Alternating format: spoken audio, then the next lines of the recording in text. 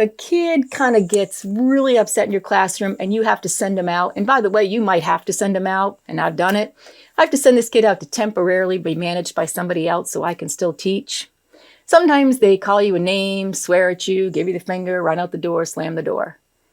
Do you ever notice that's the one time the rest of your class is super quiet and they're kind of like going, ooh, what's going to happen here? That's when they're really paying attention. So that's when I have to be on. That's when I can't unravel. That's when I can't say, excuse me, come back here, young lady. What did you say? What did you do? Believe me, you don't want them to repeat it in front of an audience. Let them go.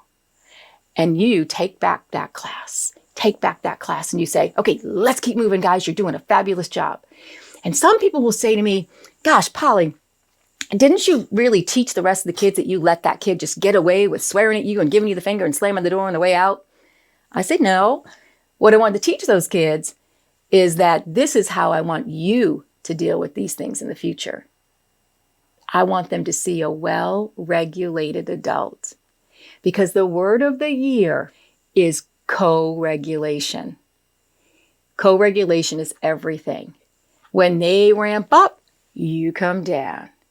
I'll deal with that kid later, but right now, I don't have to prove in front of 15 other kids in the audience that I'm the one in control.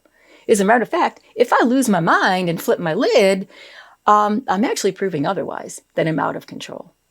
So how we respond in front of kids is where they're going to get their information.